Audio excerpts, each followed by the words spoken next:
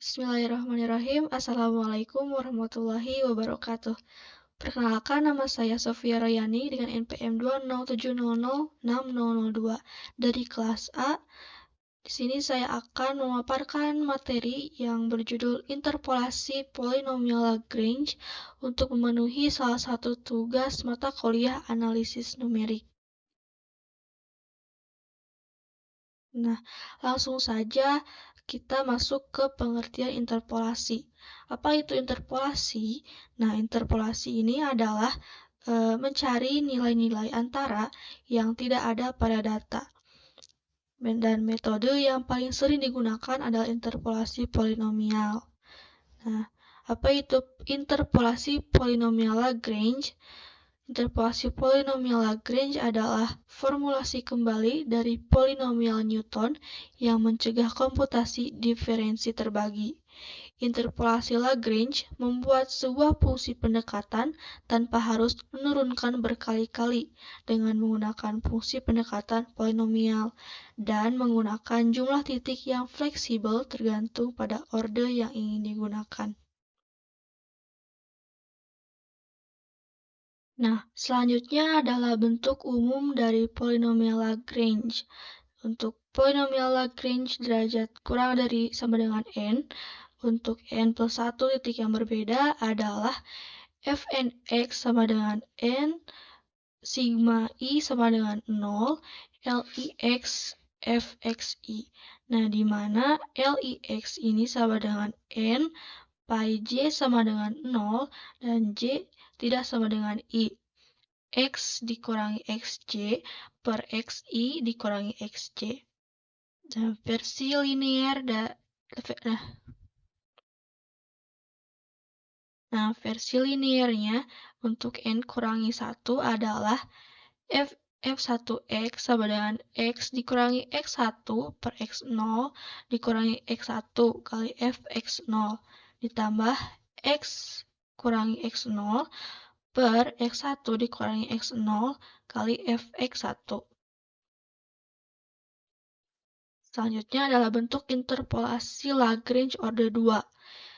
Nah, orde 2 ini menggunakan dua titik pendekatan, yaitu titik x0y0 dan x1y1.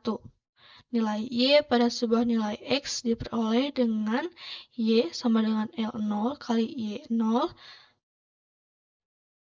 tambah L1 kali Y1, di mana L0 sama dengan X kurangi X1 per X0 dikurangi X1. Dan untuk L1 bisa dilihat pada PPT. Selanjutnya interpolasi Lagrange orde ketiga. Untuk orde ketiga menggunakan tiga titik pendekatan, yaitu titik X0Y0, X1Y1, dan X2Y2. Nah, nilai y pada sebuah nilai x ini diperoleh dengan y sama dengan L0 kali y0 tambah L1 kali y1 ditambah L2 dikali y2, di mana L0 sama dengan x dikurangi x1 per x0 dikurangi x1 dikali x kurangi x2 per x0 dikurangi x2. Nah, untuk L1 dan L2-nya bisa dilihat pada PPT.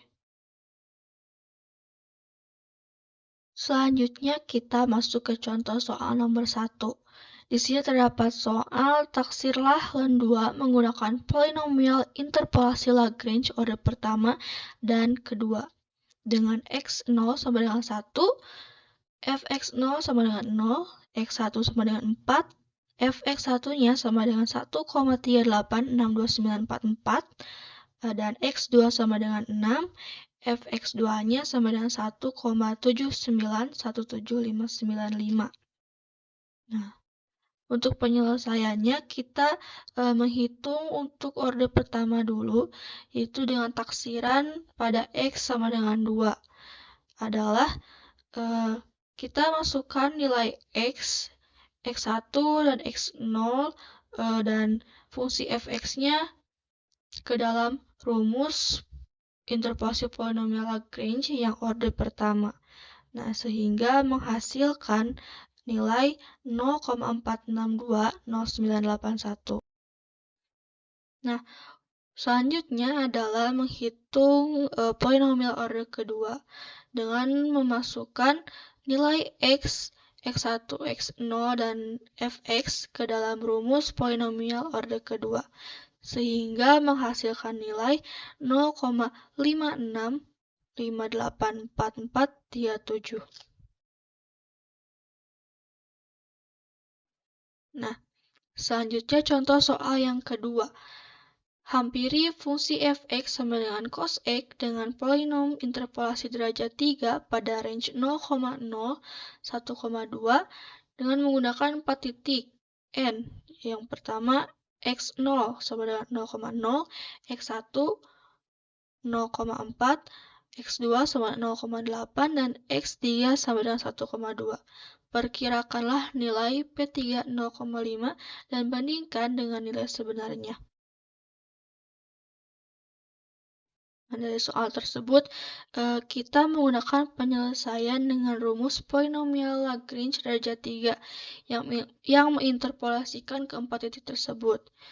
Nah, di sini kita harus memasukkan nilai-nilai x dan fx-nya ke dalam rumus polinomial Lagrange derajat 3 sehingga menghasilkan nilai P3 0,5-nya yaitu 0,877221 dan nilai y sama dengan cos 0,5 sama dengan 0,877583. Nah, yang terakhir yaitu terdapat contoh penerapan atau implementasi interpolasi polinomial Lagrange pada prediksi penderita HIV pada tahun 2016. Soalnya seperti ini. Diberikan data jumlah penderita HIV dari tahun 2005 sampai 2015 seperti pada tabel berikut ini. Nah, dari tabel tersebut, prediksilah berapa jumlah penderita HIV pada tahun 2016.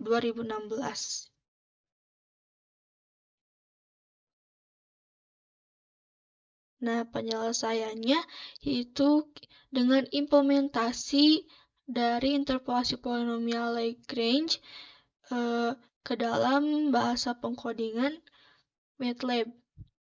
Seperti yang tertampil pada PPT ini, yang pertama dengan menginputkan data tahun, lalu menginputkan data jumlah penderita HIV masing-masing untuk variabel X dan Y. Lalu, setelah program ini dijalankan atau di-run akan menghasilkan output berupa hasil atau jumlah prediksi penderita HIV pada tahun 2016 yaitu sebanyak 14.601.962.